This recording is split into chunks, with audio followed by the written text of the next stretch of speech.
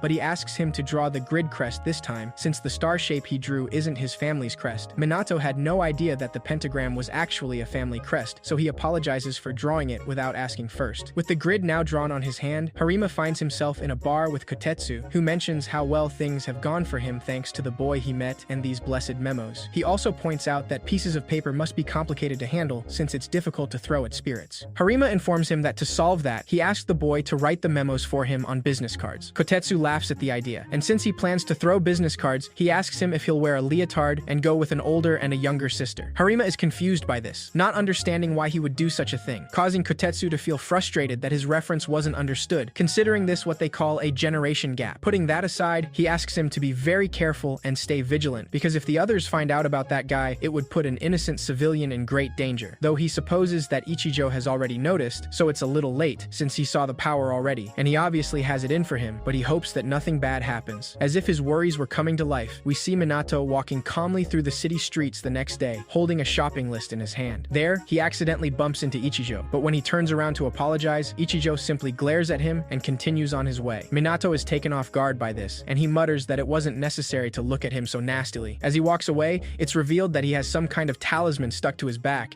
and since his plan has worked well, Ichijo raises a malicious smile, already thinking about his next step. Sometime later, Minato makes another shopping list at home, using a brush-style pen this time, since it feels most right. As he takes care of that, Yamagami notices Ichijo's talisman lurking around the house, which makes him remember Harima's concern the other day when he asked Minato if there was anything strange happening to him. He said that there was a troublesome colleague of his who treats him like an enemy, and he saw the talisman Minato drew, so he's had it out for him. Harima also explained that that man uses his Shikigami to keep tabs on what he does, and he gets rid of it whenever he sees it, but he must stay vigilant. Yamagami can't help but think that humans have always been foolish, and it apparently hasn't changed. Assuming that this talisman lurking outside the house is Ichijo's Shikigami, he immediately uses his power to disintegrate it, saying that he won't let a small fry get the upper hand. Despite this, Ichijo soon figures out where Minato lives, and Shiori follows after him, reluctantly asking him what he'll do when he meets him. Ichijo tells her that he'll either buy off his talismans or make him create talismans exclusively for him. She suddenly hears the sound of a bell, and that's when she notices how bizarre the house looks, because it's like a sacred place. Ichijo completely ignores that and rings the doorbell repeatedly, demanding that Minato come out right away. Not even a minute goes by, but Ichijo gets louder and angrier, exclaiming that he came all this way to grace him with his presence, so he should open the door already. Shiori tries to stop his madness, but Ichijo ignores her and tries to kick the door to force Minato to come out. However, before his foot even touches the door, time suddenly freezes and the sound of a bell is heard. Ichijo falls before he can understand what's going on, and when he opens his eyes, he sees Yamagami's shrine, though it looks a lot more gloomy and terrifying. The place makes his voice sound distorted for a moment, but Ichijo just wonders where he is, because they were in front of the house just a second ago. He calls for Shiori, but he soon realizes that he's all alone, so he tries to run away from the place. As he runs, the root of a tree comes out of the ground to make him fall, making him hit his head with a rock. Ichijo's body lays limp on the ground as he bleeds out, but when he opens his eyes again, he's back at the shrine. This greatly confuses him, and he also notices that his watch shows the same time as before. Ichijo just assumes that it's broken, but when he hears the branches of the trees moving, he starts feeling terrified. From here, we see what happened a while before all of this. Minato peacefully writes his shopping list at home, while Yamagami reads a catalog of Japanese sweets from the famous store of Hojo, Echigoya. He sees the new product, sake buns packed with chunky bean paste, but he doesn't like the fact that they're using chunky red bean paste instead of smooth. Minato sees the name of the store and notices that it's the store he goes to often, so he decides to visit it and takes Yamagami with him. This is their first outing together, so he feels kind of nervous, but Yamagami tries to reassure him, saying that only a select few people can see him. Even so, as he walks by, a student girl notices a really nice smell, like the mountains, though her classmates can't smell anything at all. Later, as they walk past an old woman, she immediately feels a presence and decides to start praying, feeling blessed. Minato sees all these different reactions from the people and assumes that pious people and people with pure hearts can sense Yamagami. Before going to Echigoya, Minato decides to take a detour and shows him a quality bowl from a teacup store. Yamagami tells him that he's perfectly fine with that bowl thing he already has. However, Minato explains that drinking out of a bowl seems awkward, and a god deserves to use something more appropriate. After deciding to buy it, Minato mentions that they'll now search for a cushion, and even though Yamagami tries telling him that he doesn't need it, he changes his mind as soon as he feels the softness of a good cushion. Despite how much he enjoys it, Minato notices how small it is compared to Yamagami's size, so he decides to order a custom-made one. Once they do that, they finally go to Echigoya, and Yamagami mentions that he hasn't been there in a few hundred years. The owner of the store welcomes Minato and recognizes him as the young man who moved in by the mountain. Only then, Minato realizes that he looks a lot better than the last time he saw him. Right after greeting him, Yamagami immediately asks him to tell him not to use chunky bean paste with his new product. Once he orders something, the owner of the store asks him if he's visited the mountain yet. Minato mentions that he's been there a couple times, so the old man asks him if he has met the holy dog in the mountain. The question makes him hesitate because he doesn't want to lie, but when Yamagami Yamagami clarifies that he's a wolf, Minato decides to say that he hasn't met him. That's technically not a lie, so he asks the owner of the store who that dog he's talking about is. The old man tells him that on that mountain lives a benevolent, generous, holy dog. When he was still a hot-blooded youth, he got lost on the mountain and couldn't find his way. After much walking, he found a small shrine, and that's when he saw him. The giant dog barked at him, easily scaring him off and making him run away, but it kept appearing throughout the forest, barking or growling at him. The same thing happened over and over again, until he somehow exited the mountain without realizing it. That's when he realized that the dog actually escorted him to the base of the mountain, helping him find his way back home. The old man confidently says that that was the Okuri Inu, a yokai of an escorting dog. Yamagami complains, saying that he's not a yokai but a mountain god, though the owner can't really hear him. Minato simply smiles at the story, and the old man tells him that out of gratitude, he calls him the holy dog, and as a thank you, he often goes there to offer the buns. When they finally exit the store, Minato mentions that the store owner used to look so haggard, so he was surprised to see him full of energy. Yamagami explains that due to the pains from his internal organs, he quit eating fried food, which was his favorite, so his morale was down, and both his body and spirit were weakened. Even a god can't bend the mechanics of the human death, but he can let him have his healthy body back until his last moments at least. Minato then understands that his power is the reason the store owner looks so lively now, and Yamagami explains that he can't lose the 12th owner of the store just yet. Once they return home, Minato hangs the bell they just bought, and Yamagami enjoys the buns from Echigoya. After a while, Minato decides to take a bath to wash off his sweat, leaving him alone for a bit. Just as Yamagami is about to try the new buns, Ichijo's incident happens, and when he hears such rude words and aggressive attitude, Yamagami sends him to that weird dimension he hasn't been able to escape. Ichijo doesn't even understand what's happening, but as always, he decides to blame it all on Harima, which makes him get angrier. He kicks the shrine out of frustration and tries to run away again, wondering if this is all because of someone from that house instead. Ichijo hears the sound of a bell, and that's when he suddenly falls into a deep hole in the ground. He wakes up at the shrine again, so he tries to run one more time, but this time his body is crushed by giant rocks. The next time he tries to escape, he falls off a cliff, and the process repeats several times, making him live his own death endlessly. This tortuous cycle wears him off after a while, and he even dies from exhaustion after walking so much. Ichijo wakes up at the shrine again, wondering if he's going to repeat this for the rest of his life.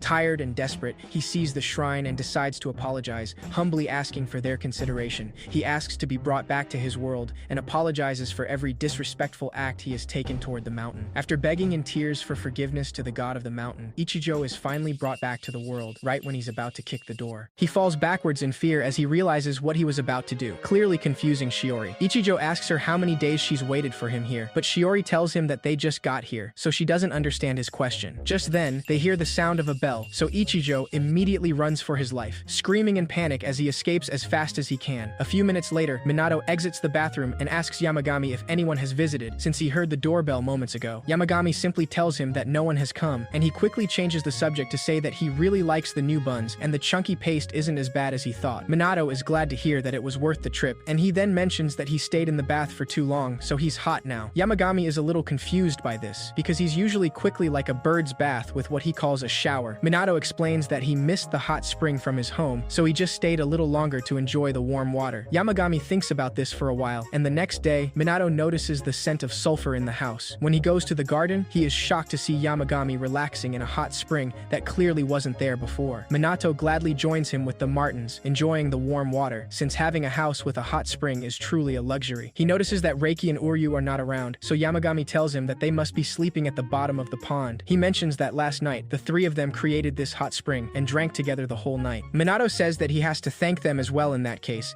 because this hot spring is the best. After staying there for a little too long, Minato's body gets hot, so he gets out of the hot spring and lies down on the floor, enjoying how nice and cold it feels. Siri worries for him and fans his face, though Minato assures him that he's fine. Utsugi suddenly comes down from the sacred tree and warns him that they've got a problem. Yamagami senses that they have another visitor, so Minato heads to the entrance to see who it is. He doesn't see anyone at first, but after a few seconds, he sees the creature he saved back then at the mountains. Since it's nervously hiding from them, Sari decides to approach him to see what he wants, and he informs Minato that he just wants to know if he can come in. Minato gladly invites him in, and this being later introduces himself as Kirin, though he's too nervous to speak himself. Sari decides to help him and translates everything he's saying to Minato, mentioning the fact that he wants to thank him for saving him the other day, of course. Minato kindly greets him, so Kirin gets happy to know he can communicate somehow, so he continues speaking through Siri. He thanks him and says that he was able to regain his sense of self after that, so he's grateful beyond words, and he will never forget his kindness. Minato keeps a smile on his face, patiently listening to him, but after half an hour, Kirin continues talking, and even Tarika has to replace Sari as the translator minutes later, since Sari got exhausted. 30 minutes more later, everyone but Minato has fallen asleep as Kirin continues telling them the story of his life. Toriko continues translating his words, saying that Kirin is really grateful, so as a small token of gratitude, he'll make him a ruler with half the world under his control. As soon as he hears that, Minato quickly tells him that he appreciates the thought, but he kindly declines the offer. Kirin wasn't expecting that answer, so he asks him why he wouldn't want that, since humans are wretched and savage creatures who love to fight over land and resources and kill their own kind. Fujin and Raijin show up just then, saying that Minato doesn't really have greed like that, and having half of the world doesn't necessarily make someone happy. Minato thanks them for the help, since he didn't know what to do about Kirin at that point. He notices that they've grown bigger than before, so they explain that they're returning to what they're supposed to look like thanks to him. After all, he acknowledges them and respects them, which glorifies their presence. They feel grateful for that, so they decide to give him a fresh fish as a thank you gift, slicing it into small pieces so everyone can enjoy the sashimi. The Martins are really impressed because they used wind to slice the fish so easily, and they ask Minato if he can do that too. Minato hesitantly says that he'd like to be able to, someday, but for now he can only create a small breeze. He decides to give them a demonstration, and Fujin can see that he can control the power of wind to some extent. Yamagami enjoys the nice breeze he creates, but Minato gets a little scared when he makes him sneeze, so he stops using the power. Fujin sees this and mentions that he seems to be suppressing his power for some reason. He asks him if he's scared, assuming that he's worried about harming others. Minato admits that it scares him a little, so Fujin tells him that if he tries out his full force once to know his limit, then maybe he can handle it with more ease. Minato gives it some thought, but he gets distracted by a message from his mother, who informs him about a critical situation, saying that the nameplates are totally wrecked and the spares are destroyed. They urgently need him to create more, so Minato decides to do that first, though he thinks it's strange for nameplates to be broken, and yet it keeps happening at his house. When he asks about it, Yamagami tells him that someone is probably breaking them, and there must be something non-human living in his house. Just then, Minato remembers Zashiki Warashi and thinks that it's probably her. Yamagami explains that they break them as a way of telling him that the effect of the nameplate has expired. Minato mentions that long ago, there was a time when the nameplate of his home fell again and again, even though it was securely fixed in place. It might have been that Warashi was telling them to replace it by breaking it. Yamagami explains that the power imbued in the nameplate he created must have protected his home. With this, Minato understands that he has to make some and send them home quickly, though he doesn't know if he could do something better than he did back then. Yamagami tells him that it seems that his power to banish needs upgrading, because that way, he can imbue even greater power into his nameplate. He needs to strengthen his wind power for that, so he'll take him somewhere appropriate for that. Minato follows him to the back door, but when he opens it, he sees some kind of portal that leads somewhere else. He hesitates at first, but Yamagami asks him to go in, and when he does, Minato walks through a red torii gate and suddenly finds himself in a big forest. The Martins are already waiting for him there, and Yamagami explains that this is the sacred ground created by these minions. Minato is kind of surprised to know that they did all of this, since it looks really big. Yamagami tells him that he can unleash his worst in this place, so he doesn't have to hold back when using his power. Minato still hesitates, saying that he doesn't want to damage the trees recklessly. Yamagami insists and clarifies that it doesn't matter, because the trees are fake anyway, so he can slash them, chop them, and do whatever he wants with them. He tells him that he must forget his fear and give it his all, so Minato accepts and prepares himself, wanting to use his full power of wind for the first time. In a matter of seconds, Minato's eyes start glowing as he gathers all his power, creating a whirlwind that becomes bigger by the second. This power of wind soon becomes greater, almost creating a small cyclone that shakes the tops of the trees through the whole forest. The power is pretty impressive, and the Martins even have to hold on to Yamagami so they aren't sent flying away. However, after a few seconds using his full power, Minato suddenly stops, feeling a little dizzy. He passes out just like that, so Yamagami takes him back home, and once he wakes up, he explains that he exerted his power all at once. Minato apologizes, saying that he apparently needs more training. During the next few days, he continues training his power of wind, which helps him imbue stronger power than before on the nameplates he sends home. Time goes by, and after all his training, Minato can now use his power of wind for what he really wanted, sweeping up the fallen leaves around the house. That helps him finish the job in no time, and Yamagami tells him that he's gotten better at handling his wind power. Minato clarifies that he wouldn't dare compare himself to Fujin, but Fujin shows up just then and tells him that it's actually quite impressive. After all, he's putting the fruit of his training into action, and that is showing in his current skills. Minato tells him that it's all thanks to him, but he still needs to train even more. Fujin asks him to do his best, saying that he'll be strong enough to easily cleave the house of someone he doesn't like in two. Minato quickly clarifies that he's not that aggressive, so he also declines Raijin's offer when he asks him if he should give him his lighting power next. Putting that aside, he asks where the Martins are, and Yamagami informs him that they're also training as they speak. We see the Martins training, and Sari tells the others that what they lack is mental fortitude. Toriko agrees, saying that they must let go of distractions and face themselves. They're clearly on the same page, but Utsugi is the only one who doesn't know what they're talking about at all. Without wasting more time, Sari and Tarika begin their meditation, so Utsugi quickly tries to copy them, even if he doesn't know what they're doing. Yamagami explains to Minato that when the Martins encountered an impurity with him on the mountain, they were completely helpless. That must have really bothered them, but Minato is glad to know that they are trying their best too. However, just a few minutes after their training begins, the Martins soon fall asleep instead of meditating. Sometime later, Minato decides to roast sweet potatoes in the garden, and both Yamagami and Uryu really enjoy the result. On the other hand, Reiki prefers sweet potato shochu rather than roasted potatoes. Minato asks Fujin and Raijin to help themselves as well, but they tell him that they can make roasted sweet potatoes whenever they want. As a demonstration, Fujin uses his power of wind to elevate the sweet potatoes into the air, and Raijin uses his power of lightning to roast them. However, they are clearly burnt at first glance, and Minato lets them know, but they don't seem to care too much about it. He then sees a trail of fruits leading towards the bushes, and that's when he sees Kirin hiding from him. So Minato assumes that he came back from traveling around the world. Kirin shyly affirms this, so Minato thanks him for bringing him rare fruits all the time. He invites him to have some roasted sweet potatoes with them, though he forgot that they're now burnt to a crisp. Kirin is terrified at the sight because he knows that humans have burnt their own kind at the stake since ancient times, and he fears that Minato will put him under the same treatment. Minato can tell that Kirin hasn't really opened up to him just yet, so Yamagami tells him that he heard Kirin likes beer. With that in mind, Minato decides to have some ready for the next time he visits. Just then, he hears the doorbell, and when he opens the door, Minato sees Harima, who isn't able to say a thing before passing out in his arms. Minato panics and takes him inside, waiting for him to recover to offer him some water and see what's going on, since he really looks exhausted. Harima apologizes for that and mentions that he feels stronger pressure than usual today, for some reason. Minato tries to play dumb and tells him that he's surely imagining it, but he knows that it's because Fujin and Raijin, Uryu, Reiki, and even the Martins are surrounding Harima right now. He quickly changes the subject and asks him what brought him here, so Harima informs him that he has a very special favor to ask of him. He explains that there is an evil spirit so strong that all of their Onmyoji combined can't defeat it, so he'd like him to go there and banish it. Minato is clearly surprised by this, and Harima tells him that it all started with a doll that was brought to a temple for purification. The person with the power of purification had passed away, so it couldn't be purified. Before they knew it, the doll turned into an evil spirit, and the true identity of that evil spirit must have been a deity of something. After all, the spiritual disturbance is so overwhelming that even Onmyoji like them can't approach. Minato doesn't understand why it has to be him though, so Harima explains that the temple exists in a special space, not of this world, kind of like this place. He's allowed to live in this sacred ground, so he thinks that he might be able to enter the other world. Harima also assumes that he can see them, the gods and divine beasts living in this residence. Yamagami suddenly steps in with rage, not liking the fact that he's counting on his powers, so he harshly asks him to know his place. Even though he can't really see him, Harima can feel his power, and it completely terrifies him. Even Minato is taken off guard by his outburst, and the Martins tell him that he's overdone it. With the intervention of the Martins, Yamagami manages to calm down, which makes Minato feel relieved. Harima reluctantly tells him that he's okay, but he's still wondering what that was. Minato then asks Yamagami if he can enter the other world with his power, and Yamagami confirms it without a doubt, saying that he's a mountain god after all. However, he will only help him on one condition. Later that day, Yamagami enjoys the sweets Harima brought, enjoying the exquisite rice cakes and bean paste from Suruga Humpo. Minato asks him if they should get going, but Yamagami clarifies that he's not going with him. The Martins ask him not to worry and inform him that they'll accompany him in place of Yamagami. They proudly tell him that they've completed their training already, so they're not what they used to be. Yamagami tells him that this is beneath him, so his minions will show off the fruits of his training. With that decided, Minato prepares for the journey, writing several notes to have them prepared just in case. After packing his things, he says goodbye to Yamagami and asks him to watch the house while he's away. Yamagami wishes him good luck, and as Minato leaves, he sees a leaf from the sacred tree getting into his clothes. Minato then takes the train and follows the directions on his notes, but before he knows it, the Martins stay behind, easily getting distracted when they see freshly baked apple pies in a store. He can't say no to them, so he decides to stop for a bit and buys fresh apple pie for them, saying that they must finish this job quickly and buy some more to take home. As they peacefully eat pie, they see several crows near them, and Siri mentions that it seems like one of these crows is showing them the way. They try following it, and the crow leads them to a place where the impurity is awful. Minato decides to go first to protect the Martins, and when they reach the front gate, he notices that the crows are staying away. The Martins can't blame them though, because there's an unbelievable impurity behind that gate, and even Minato can see it. He decides to call Harima to inform him that he has arrived, so Harima lets him know that he's at the back gate. Minato mentions that he's at the front gate, and there is a statue of a Neo-Guardian. Kotetsu tries to use talismans to disperse the impurity, but even using several at once, the impurity doesn't budge, so they can't even get close. Even though he's the one who asked him to be here, Harima asks Minato not to push himself and tells him that he must run if worse comes to worst. Minato accepts and tells him that he'll do the best he can, but as soon as he touches the front gate, he feels a small electric shock keeping him him away. Siri explains that beyond that gate is the other world, so they will create a way in for him. The three of them place their paws on the gate and use their power to open it, letting Minato inside. Once they're in, Sari informs Minato where the main culprit is. But before he can go, a strange noise coming from the temple puts all the Martins on guard. Just then, three powerful evil spirits break through the walls of the temple and fly directly towards them, giving them no time to react. Minato immediately asks everyone to get behind him and uses one of his notes to exorcise the evil spirits. When the evil spirits are banished, three dolls fall on the ground, but they don't have much time to think about it because more dolls fly towards them right after that. This time, the Martins don't hesitate to back up Minato, fighting the dolls themselves and easily taking them down. After they fall, Utsugi can't help but feel proud, but the others quickly scold him and warn him not to let his guard down. Just then, one of the fallen dolls raises its head, and with its hair, it traps Utsugi and raises him in the air, attempting to slam him against the ground. Sari immediately reacts and uses his claws to cut the hair of the doll, while Utsugi safely lands in Minato's arms. Once they make sure the doll has been defeated, Sari scolds Utsugi because he told him not to let his guard down. Minato is just glad to see that they're all alright, but he knows that their problems are far from over, because there are even more evil spirits inside the temple. The main culprit is a doll that comes out of the temple, and as soon as they see it, they can immediately tell that the amount of impurity is off the charts. That can only mean that this doll is the main cause of it all, and they confirm it when the doll levitates over the temple and lets out a horrible scream, spreading the impurity everywhere. Minato wants to finish this up quickly and go home already, so he grabs a fistful of notes from his pocket and throws them all into the air. He then uses the power of wind to send them directly towards the cursed doll, but to his surprise, the doll reacts right away and uses its hair to tear all the notes. With a strong slash of its hair, it hits all the Martins at once, leaving them beaten and battered on the ground. Minato immediately worries for them, but the Martins ask him to watch out. Before he can react, the cursed doll grabs his body with its hair, completely trapping him and tightening its grip, making it difficult to breathe. Minato can't possibly escape from this, and he knows that at this rate, he'll be done for right here. In a desperate attempt, he asks Yamagami for help, and a few seconds later, he hears the voice of the Martins, who ask him to pull himself together because they're here for him. The three of them use their divine power, and Yamagami supports them from the sacred garden back home, howling to lend some of his power to them. With this powerful divine power, the cursed doll finally falls, releasing Minato right away. Minato doesn't waste any time and approaches the doll, which can barely move anymore. He pulls out his pen before drawing a line on the doll, saying that it must have been hard. As soon as he makes that line, the evil spirit leaves the doll, so it's now finally free of the impurity. Now that it's all over, Minato asks them if Yamagami was the one howling earlier, since he's pretty sure he heard him. Chirika confirms this and explains that Yamagami sent them power remotely, which is really cool. Despite how well that went, they warn him that not everything has been exorcised yet, so they must be careful and keep their guard up. Keeping this in mind, Minato cautiously enters the temple and sees the actual cause of all this, a former mountain god, completely possessed by impurity. Siri mentions that it seems to be in pain, and Chirika clarifies that the case is closed once he purifies this. Minato decides to help the former mountain god, but when he searches into his pocket, he realizes that he's used up all his notes. He's not done yet though, so he pulls out his notepad to quickly write multiple words to banish all evil and purify the former god. Once that's done, he brings the notes with his handwriting closer to it, but to his surprise, he realizes that he can't exorcise it. He already used all his notes, so Siri asks him if there's anything else he can write on. Minato thinks about it and tries to search for something, but just then, the whole place begins to shake, and they all realize that the other world is starting to break. Like always, Utsugi clings to him in fear and asks him to think of something quick. When they hear the loud sound of debris falling, Utsugi panics and gets into Minato's hoodie, but that's when he sees the leaf of the sacred tree. He immediately informs Minato about it, and he assumes that the leaves of the Kusunoki tree must have power because it's a sacred tree after all. With this in mind, he decides to try writing something, though doing so in the small leaf is no easy task, and he feels like he's about to collapse already because he's written down a whole lot since he got here. Even so, he's determined to see this through, so he gives it a try and writes Kusunoki on the tree leaf. With this sacred power, he manages to exorcise the powerful evil spirit, leaving the sphere of the former mountain god. The place is still falling apart though, and they're running out of time, so Minato grabs the sphere and runs away from the place with the Martins as fast as they can. Meanwhile, Harima and the others observe the place collapsing from outside, which makes him feel really concerned. Minato is still inside, so Harima tries to go save him without thinking, but Shiori immediately stops him, saying that they'll get sucked in too. Kotetsu agrees with her and tells Harima that they can't go there right now, so there's nothing they can do but wait. Minato covers his head to protect himself from the falling debris as he runs, but Sari tells him that at this rate they'll disappear alongside this other world. After hearing the alarming news, Minato quickens his pace, running as fast as he can because the exit is right there. However, a giant tree suddenly falls right in their path, and for a moment, Minato thinks that he'll get crushed by it. Just then, the power of lightning and wind save them, cutting the tree in half and creating a crack in the ground, making them all all fall through it. When Minato wakes up, he realizes that he and the Martins are out of the other world, though they don't understand how. Fujin and Raijin show up just then, telling Minato that he's really high maintenance. Fujin reminds him that he did say that he would be strong enough to cleave the house of someone he doesn't like in two. That's what he did back there, and if it weren't for that, they would still be trapped in the other world. Minato agrees with a smile, saying that he has no excuse now, and he still has a long way to go. Harima later meets with Minato to thank him for everything, saying that he owes him a lot now, though Minato just tells him that he's glad he could be of help. Even so, Harima gives him a gift and asks him to relay his gratitude to the gods as well. Minato thanks him for his kindness and asks him if he'd like to have a barbecue with them. Harima quickly declines, saying that he's in a hurry, so he'll have to pass. Once he leaves, Minato and the others enjoy a barbecue themselves, though Yamagami sticks to the sweets he usually eats. He enjoys the flavor of the buns and says that smooth bean paste takes the crown with buns any day. Minato informs them that Harima gave them sweets, and while Yamagami is clearly interested, Utsugi moves first and leaves the barbecue to go for the sweets. The others scold him for leaving like that, asking him to finish his food first before eating any sweets. Minato takes care of the barbecue now, and while Fujin and Raijin enjoy the hot spring, he decides to bring them some cold sake. As he serves them the liquor, Kirin shyly comes out of the bushes, so Minato cheerfully tells him that he has beer for him so he can join them if he wants. Kirin cheers up at that and decides to give him another exotic fruit, though as soon as he sees the durian, Reiki immediately kicks it away and asks him not to bring trash into the sacred garden. Kirin speaks up loudly this time, saying that it's not trash, but a respectable piece of fruit called durian. Reiki tells him that his nose must not be functioning properly because that thing is way too stinky. Oryu joins the fight, wanting the stinky fruit away from the garden, but Kirin stubbornly insists. While they banter, Minato takes a moment to